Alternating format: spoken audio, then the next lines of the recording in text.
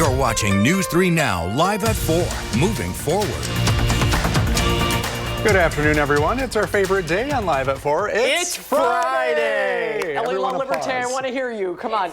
There she is. Getting the energy going today on this crisp fall Friday. Yeah, the sunshine is nice outside. A little deceiving, though. Yeah. It's on the chilly side again.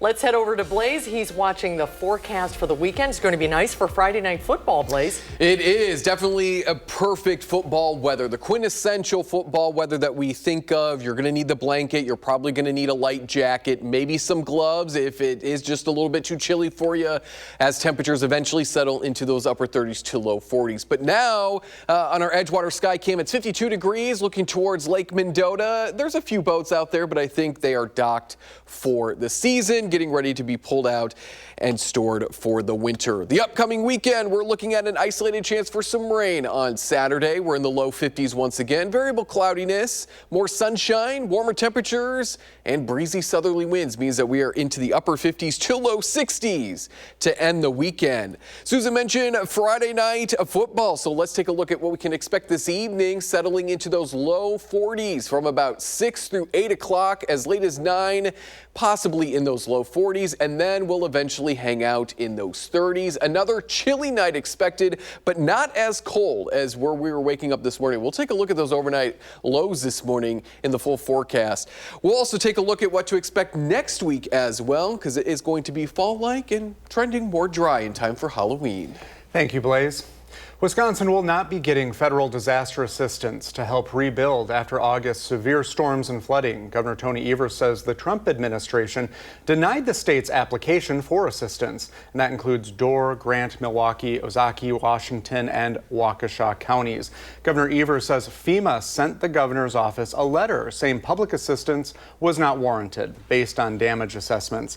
Last month, FEMA and Wisconsin's Emergency Management Office found $26.5 million in eligible disaster costs. Governor Evers says he will appeal the decision. One person is recovering this afternoon after an overloaded crane fell onto a Skyjack scissor lift this morning on Madison's southeast side. Just before noon, firefighters were called to a partial building collapse on Tradewinds Parkway. That's near where the Beltline meets I-90. The heavy urban rescue team examined the damage and found it was too early in the construction to need bracing or emergency repairs. The person who was hurt suffered non-life-threatening injuries and is expected to recover. In Sun Prairie, police say a drone helped officers arrest a suspected intoxicated driver who crashed into a parked vehicle on Wednesday morning. This newly released video shows the moment an officer arrested the suspect. Sun Prairie police say an officer was patrolling the neighborhood near Davison Park when he saw a crashed vehicle with the airbags deployed.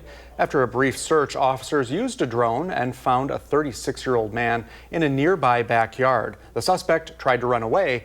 He now faces charges of OWI and hit and run. Well, we are just about a year out now from the 2026 midterm elections. And with relatively new state legislative district maps, Ellie LaLiberte sat down with state leaders to hear how both parties are gearing up. Ellie? Well, Brady and Susan, I sat down with Assembly Speaker Robin Vos and the chair of the Democratic Party of Wisconsin this week to take their temperature on some of these races. And unsurprisingly, both are very confident in the candidates their parties are putting up. We have an open race for governor for the first time since 2010. Now, there are 2 candidates in the Republican primary and about 8 in the Democratic primary. But I also talked with both leaders about the down ballot races and what it could mean for the future of the state assembly. Legislative level, really for the past 30 years, Republicans have pretty much dominated in the assembly under maps drawn by the court, drawn by the governor, drawn by one side or the other. So I'm pretty confident we'll keep the assembly. Again, it's all about people listening, doing good things, and we have a good record to be proud of. I think right now we have more opportunity than we have had in a long time, not just to win a majority, but win above and beyond the majority. I think Republicans are going to have to reach a little bit deeper, defend their incumbents more than they are used to. Now, also in the spring of 2026, we have a Supreme Court race, and although it's traditionally nonpartisan, if Judge Chris Taylor wins, the liberal ideology would have a 5-2 majority. And you can hear why Speaker Vos says this would be terrible for Wisconsin this Sunday at 10:30 on For the Record. Ellie, thank you. UW-Madison's football program is a major driver for revenue, generating about $60 million in profit annually, but it's facing a sharp decline. According to the Center for Research on the Wisconsin economy, winning percentages have dropped from more than 90% in 2017 to below 50% just last year. There could be a $20 million decline due to lower game attendance, fewer ticket renewals, less merchandise, and fewer donations from alumni. On a wider scale, the reduced traffic could cost Madison $160 million and Wisconsin $280 million in lost economic activity. Well, the time has finally come. Today, we will be handing out coats for kids. Distribution day is from now until 6 this evening. Volunteers will give out nearly 5,000 coats to local families in need this winter. Distribution will take place at the McKenzie Family Club in Sun Prairie, the Erica and Anthony Fleming Club in Madison, and the Allied Family Center in Fitchburg. You can find more details on channel3000.com. Well, Halloween weekend is bringing some big changes to life in the UW-Madison residence halls. Our Badger Beat reporter Kayla Dembeck has the story. Kayla? Yes, so this year, students who want to bring guests into the dorms will have to register them and pay a $100 fee on top of that. UW-Madison is also implementing campus-wide ID checks. What used to only happen in the largest dorms will now be required in every dorm building. There will also be more resident assistants and staff on duty this weekend, monitoring entrances and lobbies. I got to sit down with one of the resident assistants on campus, and here's what he had to say. They just want to really decentivize people bringing in guests into the building, especially during Halloween. It's such a big party time around campus and stuff, so there's a lot of students everywhere. I think for this year, hopefully, we just see a reduction in incidents occurring in dorms across campus. To hear more about what's expected on campus for Halloween weekend, check out the Badger Beat on Instagram and TikTok by searching Badger_Beats. Kayla, thank you. Coming up on Live at 4, why a meeting for a proposed data center in Dane County was canceled. What community members and leaders have to say. And from the outside, dive bars may not look like much, but a man's passion project is why their charm is always on tap. And a dry and chilly weekend and week ahead. Blaze has the first warn forecast and lets us know if it's time to bring the plants in for the season. Plus, a little later, the weather's starting to feel more and more like it. It's not quite time for holiday movies yet, but Will Loper tells us the hottest shows and movies newly streaming this weekend. You're watching News 3 Now, live at 4, moving forward.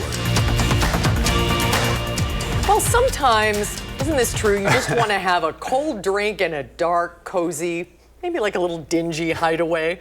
You know, places like that. No offense to all of the fancy places out there, but truly, sometimes there is nothing like a dive bar. A Wisconsin man knows these warm and well-worn familiar mainstays are part of our culture here, and he's made it his mission to highlight the dives all over the state and redefine how we think of them. Just down the road, with just a little bitty place just off the highway. there's always that reliable little watering hole. This is your grandmother's basement, pretty much, really. Sure, they're often dark and a little quirky, or very quirky, but that's all part of the charm, because when the chips are down, nothing beats a good neighborhood dive bar. Some people are offended by the term dive bar. Oh, God, no. No. Well, because, a dive bar to me is somewhere where everybody gets together, they have a great time. The good times at Old Duffers, just outside of Verona, bring in the regulars. Tonight, though, there's a newbie here.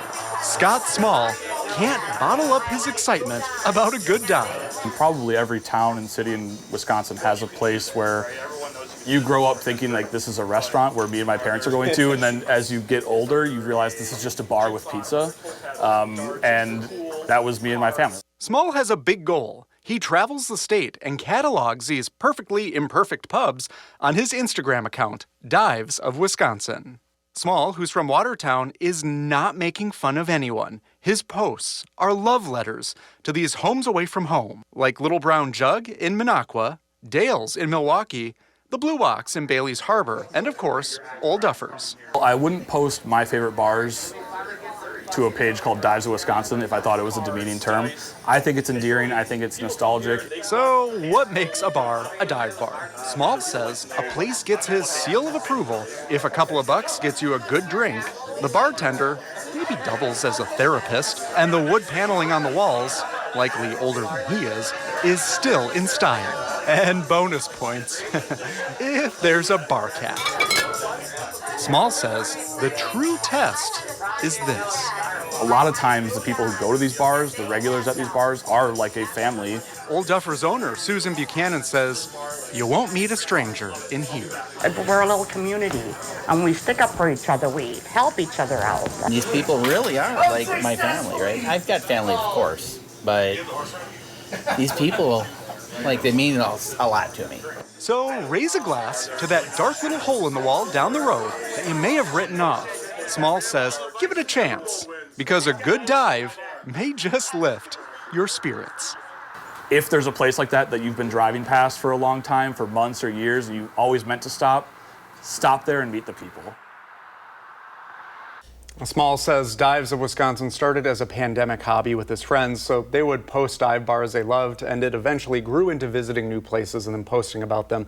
You can find Dives of Wisconsin on Facebook, Instagram, and X. And I have to say, I asked, is it Old Duffers or Old Duffers? And it just depends on which sign you're looking at. They were so nice. Thanks for having me out there. I love the way he described when you're little, you go and you think you're going to a restaurant. You said that was your childhood as well. We would have chicken fries, and I just thought, wow, it's nice that there are pull tabs here. This is such a cool place.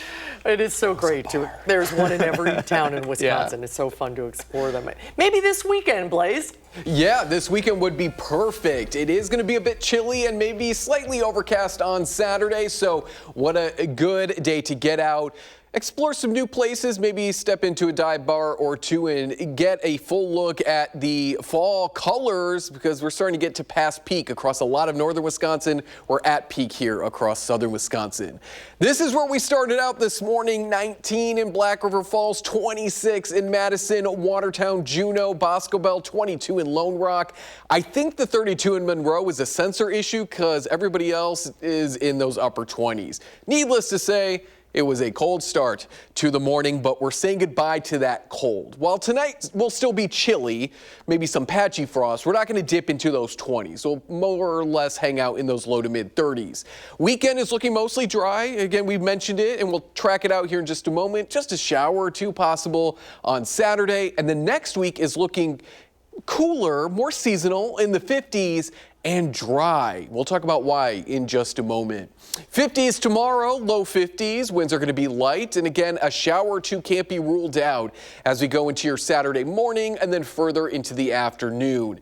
If those showers fall in the morning, we may be seeing some snowflakes mixing in with some of those raindrops, but rain or mix, it is going to be light. And keep the umbrella around, or at least the rain jacket, because we could squeeze out a shower into your Saturday afternoon as well before we dry out for Sunday. High pressure is going to keep us quiet overnight with that rain moving in as we go into Saturday. Winds start to turn out of the south on Saturday, so that means warmer and breezy and more sunshine for Sunday. We're easing into those upper 50s to low 60s, and then on Monday we look to add a little bit more rain back into some of our western communities, maybe by the overnight. But overall, it is looking generally dry next week.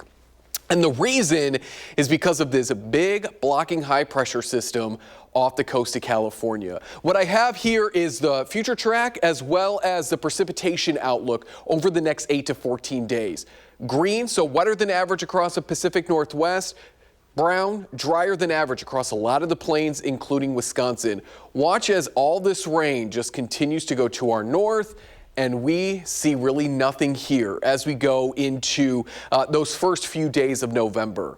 So until this breaks down or moves further to the south, we're going to continue to see a lot of these systems really rain themselves out, or at this point in the year, snow themselves out across parts of the Pacific Northwest. But that does mean that we are going to be dry in the days leading up to Halloween, maybe a scattered shower there Thursday and Thursday night.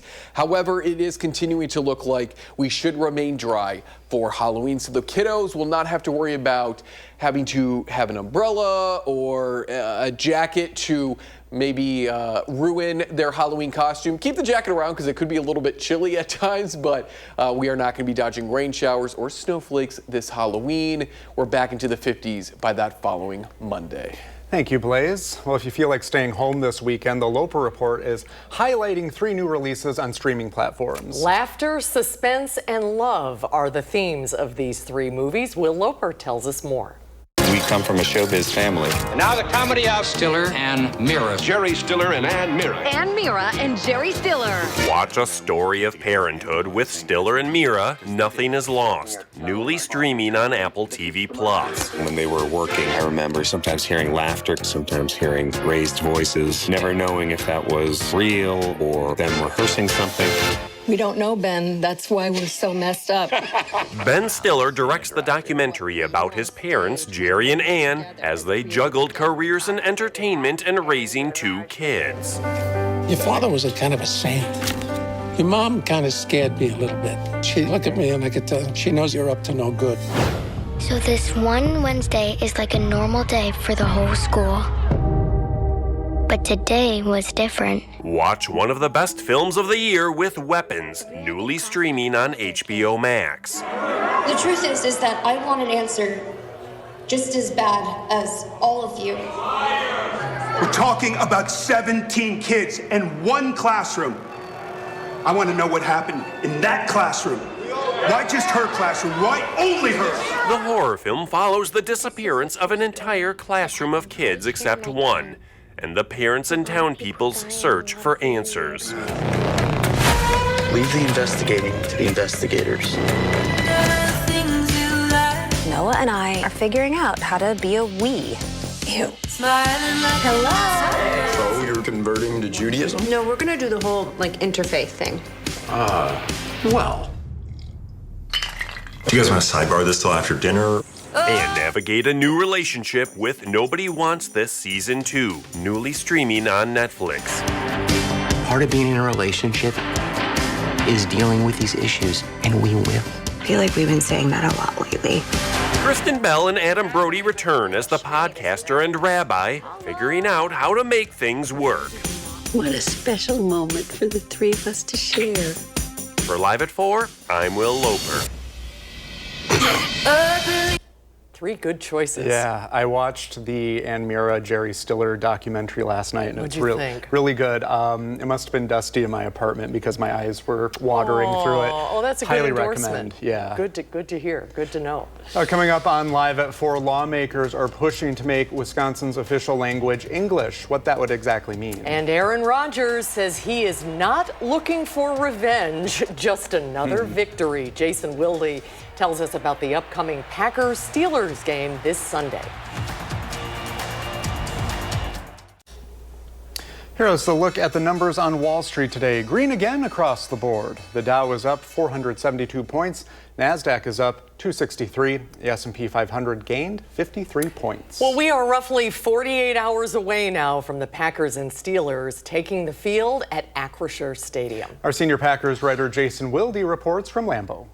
The Packers' Friday injury report for Sunday's game at Arizona is out, and while there are some expected names on it, there are some unexpected names listed as questionable as well. Let's start with what we expected. 2 defensive linemen will not play in Sunday's game against the Cardinals. Lucas Van Ness, who injured his ankle out here at Lambeau Field last week against the Cincinnati Bengals, and Devontae Wyatt, who was injured in Dallas. He will miss another game with his ankle injury. On top of that, Christian Watson not yet ready for game action. He has also been ruled out. The Packers wide receiver is coming off of surgery to repair that torn ACL in his right knee that he suffered here at Lambeau back in January. But here are 2 names that were a little bit surprising that fell under the questionable category. One, cornerback Nate Hobbs, who has been dealing with a knee injury all season. We don't know if it's a new knee injury or a recurrence of the existing one, but he was added to the injury report today as questionable. And Josh Jacobs, coming off his 150 yards of total offense out here at Lambeau against the Bengals, he was added to the injury report as questionable with a calf injury. He was already coming off that illness that he dealt with against the Bengals. We'll have full coverage of the injury report and everything Packers on our website, channel3000.com, for free. And while you're there, make sure you sign up for our newsletter, which delivers our Packers coverage directly to your inbox every single day. In Green Bay at Lambeau Field, Jason Wilde, channel3000.com.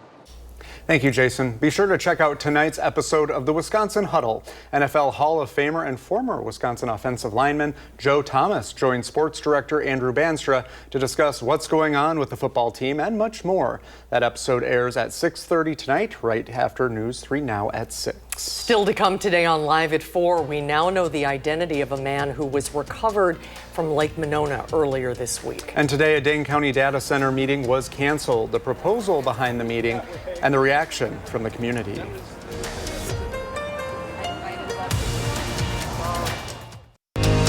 You're watching News 3 Now, live at 4, moving forward. Welcome to Live at 4, everyone. The sun is out on this Friday, but don't let it fool you. Yeah, it's still a little chilly. Let's take a look outside today. This is the view from Monona Terrace of the beautiful fountain and the Capitol. I was at the UW Carbone Cancer Conference today, and there were people from all over the country, and they were all commenting on what a beautiful view. You can't beat it. No, you really can't, especially when the sun is out. The weather words for today, a nice October weekend. That is good news, Blaze. It is. It's going to be a very pleasant weekend. Some maybe showers there on Saturday, but not a total washout. You can still get out and enjoy some of the fall colors around, like maybe out in Dodgeville. We're taking a live look on our Upland Hill Skycam where it's 54 degrees. Those winds have died down considerably, and they're going to remain light as we go throughout the rest of this evening into your Saturday. Sunday is going to be a bit of a different story. They pick up in speed and still remaining out of the south. That means we're back into the upper 50s to low 60s to end the weekend. Plenty of sunshine. So maybe that's the day to really get outdoors and see some of the beautiful fall colors. But Saturday and Sunday, generally speaking, will both be dry. An isolated shower, as I mentioned, can't be ruled out on Saturday. Take a look at our overnight lows. Not as much blue on the map, even settling into the upper 30s to low 40s along the Mississippi River. Most of us, though, will hang out in the low to mid 30s underneath mostly clear to partly cloudy conditions. We'll track out the rain chance on Saturday and then talk about our temperature trends over the next 7 to 10 days in the full forecast. All right, sounds good, Blaze. Thank you. Our state will not be getting federal disaster assistance to help rebuild after August's severe storms and flooding. Governor Tony Evers says the Trump administration has denied Wisconsin's application for assistance. Evers says that FEMA sent the governor's office a letter saying public assistance was not warranted based on the damage assessments. Last month, FEMA and Wisconsin's Emergency Management Office found $26.5 million in eligible disaster costs. The governor says he will appeal the decision. The Dane County Medical Examiner's Office has identified the man pulled from Lake Monona on Wednesday afternoon. 56-year-old Stephen Hyman of Madison was recovered from the lake at about 12:30. The cause and manner of his death are still pending, and more testing is underway. The Dane County Sheriff's Office is leading the investigation. Right now, community members in a town outside of DeForest say they are frustrated with local leaders. Today, board members in the town of Vienna were supposed to hear public comment about a proposal to build a data center, but that meeting was canceled roughly an hour beforehand. Tanisha Shaw shows us. I'm extremely angry about it. I can't really say the words I feel on television, so I'll just keep those to myself, and you can decide for yourself. People from the town of Vienna and surrounding areas were greeted with this sign when they tried to attend a special meeting Friday. To have it be canceled right before it started, when people started showing up, it really raised some more red flags. I also learned that it was at 1 p.m., which seems like a very suspicious time. Vienna board members canceled the meeting about an hour before its scheduled time. Town Clerk Kathleen Clark says they weren't ready to hold the meeting yet. The board has not had a moment to even look at the document, and we felt that in the best interest of all the residents and the public that they had more time to review the document. Clark is in an appointed position and says once the board members received a proposal for a data center in Vienna, they scheduled a meeting. The reason it was convenient is everyone that is on our town board is available during the day, and we just wanted to have a chance to review it when it became public record. Everyone I spoke to was very surprised to see that this meeting was canceled with very short notice, especially since everyone said that what they want most right now is transparency. What concerns me is that these conversations have been going on for weeks, months, let's say, and there really aren't any, not that I have seen, official information. But it does affect everybody around here, and so everybody around here should be paying attention, but they can't pay attention if they don't know. I will have more on this story tonight at 6. Reporting in the town of Vienna, Tanasia Shaw, News 3 Now. Thanks, Tanasia. Wisconsin lawmakers are moving forward with legislation that would make English the state's official language. This would put Wisconsin in line with more than 30 states with similar laws. The bill now awaits a vote by the full assembly before moving to the Senate. Supporters say this is a matter of unity and practical government that could save taxpayer money by reducing ballot printing costs and document translation. Opponents say it will create more obstacles for non-English speaking people seeking government offices. The bill would change translation from live interpreters to AI tools, creating concerns about accuracy and legal implications. UW-Madison has launched a new initiative this week to promote open dialogue on campus. The Wisconsin Exchange's Pluralism in Practice aims to help students, faculty, and staff engage productively with those with different points of view. Maren Rosen reports. UW-Madison says pluralism isn't just about allowing different views on campus, but interacting with those different views. The United States is a politically divided country. Wisconsin is a politically divided state, and so it's not surprising that people with a wide variety of views are on campus, but it's also a college campus. There are more liberals than conservatives on campus. 43% of UW-Madison students say they would support disinviting speakers with viewpoints that may be considered offensive to some. But members of the Pluralism in Practice Initiative Committee say this is an opportunity to bring different people, speakers, and ideas to campus. We also find that people tend to have productive conversations across lines of difference, and we find that there's a lot of growth that we can do in terms of thinking about how we understand free speech and how we understand giving ideas that we don't like an opportunity to shine. Reporting in Madison, I'm Maren Rosen, News 3 Now. The Wisconsin Exchange is looking to award grants up to $10,000 to students and $50,000 to faculty who propose ideas to advance civil dialogue on campus. Well, Halloween is 1 week from tonight, and the Madison area is ramping up with all kinds of festive events for the public. If your kids can't wait to go trick-or-treating, check out one of the many trunk or treat events happening in town. Good Shepherd Lutheran Church is holding its annual trunk and treat event with an added bonus. Aside from just handing out candy, kids can also visit the new book barn and pick out a free book to take home. The Madison Mallards are once again hosting their trick-or-treat at the ballpark. Families can stop by for the free night full of Halloween fun. And to close off the weekend, the Henry Vila Zoo is holding its fan favorite Boo at the Zoo. These are just some of the many Halloween events happening across the Madison area this weekend. To see many others, go to channel3000.com. Oh, very fun. Well, next on Live at 4, funding for Wisconsin's Food Share program will run out in 8 days. We'll talk with a local food pantry, the biggest one in the area, about how the government shutdown is affecting funding and what that's going to mean for Dane County families when we come back. We're taking a live look. Is it the Joe Walkertown? I thought this was Breckenridge.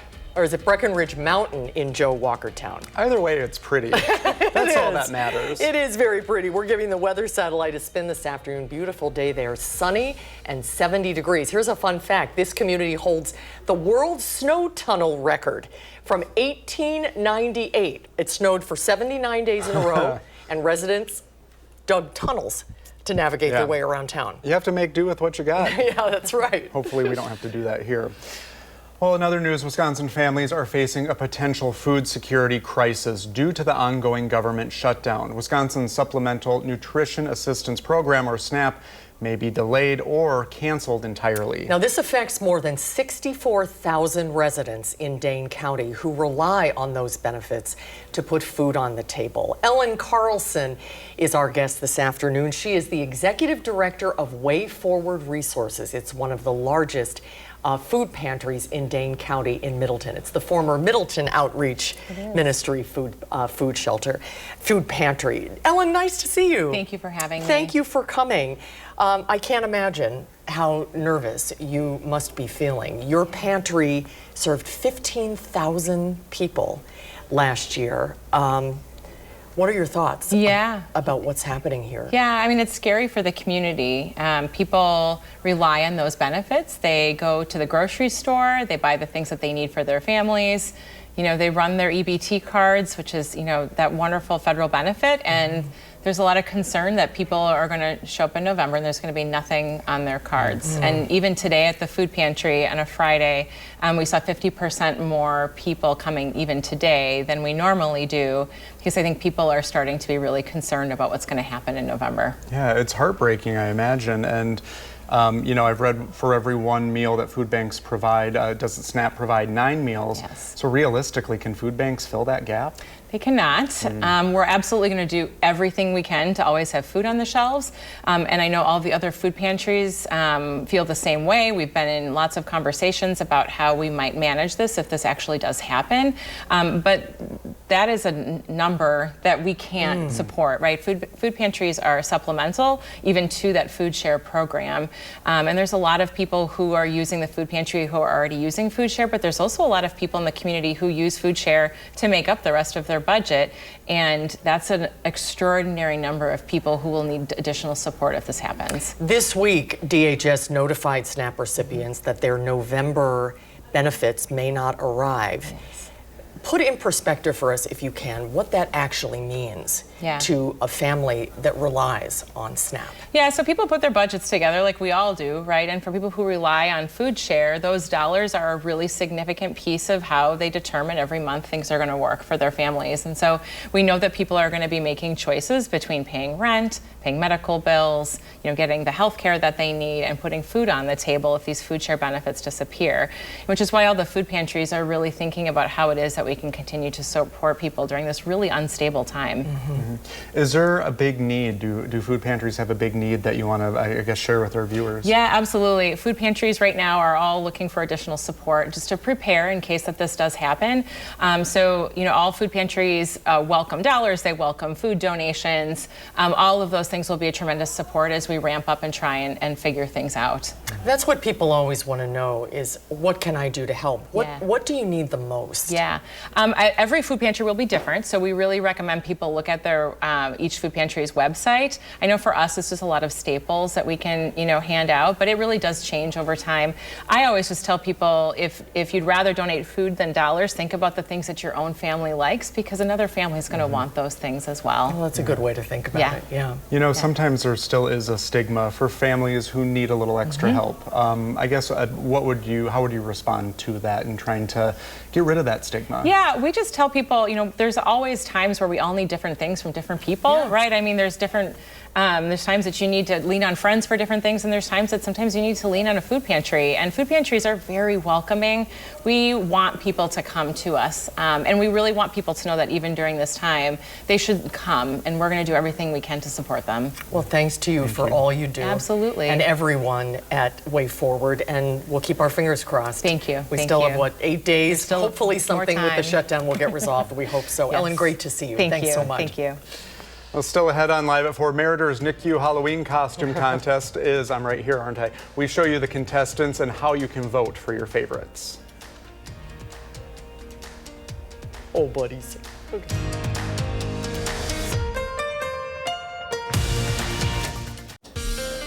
It's going to be another chilly night across central and southern Wisconsin, but not as cold as waking up this morning. Patchy frost possible as we settle more or less into the low to mid 30s. The weekend is looking mostly dry other than some showers on Saturday, isolated, but we're starting to warm up back into those 50s and 60s by Sunday. And then next week, we're looking to be more seasonal. So here's a look at Saturday. We'll track out the rain chance in just a moment, but we're looking at the low to mid 50s underneath variable cloudiness. So some periods of the day will be mostly cloudy. Other periods will be partly sunny. It's just that time of year. There's that rain moving on in as we head into your Saturday morning. With the overnight lows reaching around freezing, we might see some snowflakes with the raindrops, but both rain and potentially mixed wintry mix will be light.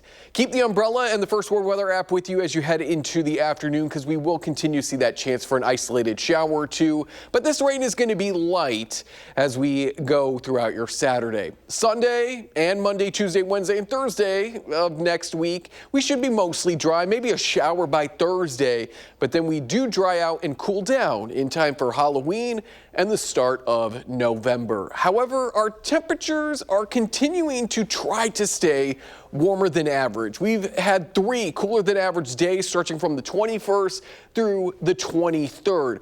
But our average temperature from the start of the month through yesterday's date in the Madison area is still almost 6.5 degrees warmer than average at about 57.6 degrees. But what about the rest of southern Wisconsin? This is looking at the average temperature from the start of the month through yesterday's date. Where we find that red, that's warmer than average. If we get to more of these yellows and these oranges, that's closer to normal. But even these patches of dark red, that's getting to that well warmer than average. So this is not just limited to the Madison area. A lot of central and southern Wisconsin, the area covered here by News 3 Now, is continuing to see a warmer than average October, and that trend could continue into those first few days of November. Confidence isn't super great, but we're sitting at about a 30 to 40% chance of being warmer than average from November 1st through the 7th.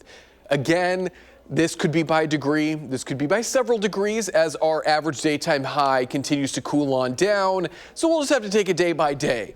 But at least over the next 7 days, we're not eyeing any 70s or 80s, or on the flip side of that, any 20s or 30s for highs. We're going to stay pretty much where we should be for this time of year, give or take a few degrees on either side. 50s next week, staying partly to mostly cloudy Monday through Thursday. Again, Thursday we could squeeze out a shower, but it continues to look like it will be dry for the kiddos when they're trick-or-treating next Friday. You're watching News 3 Now, live at 4, moving forward. This is always one of my favorite videos of the year. The tiniest trick-or-treaters are showing off their spooktacular style. From roaring lions to dinosaurs to twins dressed like Mike and Sully. Oh, yeah. These are all of the babies in Meritor's neonatal intensive care unit. They are stealing hearts this Halloween, and you can help crown the cutest costume. Oh, how could you possibly pick one? Right. By voting on Facebook, just like your favorite photo, all of the babies, that's a great one. They all get a prize, but the photo with the most likes by Friday, Halloween at noon, wins a special treat from Dr. Joe's Cafe. Boy, they've outdone themselves this year. I know, that's so cute. Yeah, I can't pick. I don't know how anyone's going to.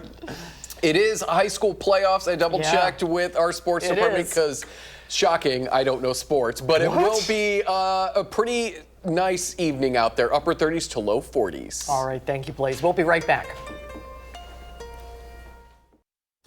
On Monday's Live at 4, the Terrace Chairs are leaving the Monona Terrace for the season. Josh gives us a preview of their plans this winter. And later on News 3 Now at 5, a major vote in Dane County about beagle breeder Ridgeland Farms. The reason the county is voting to have its license revoked. Thanks for joining us today on Live at 4. We love spending this time with you, and we'll see you back here on Monday. You can find us streaming 24/7 on Channel 3000+.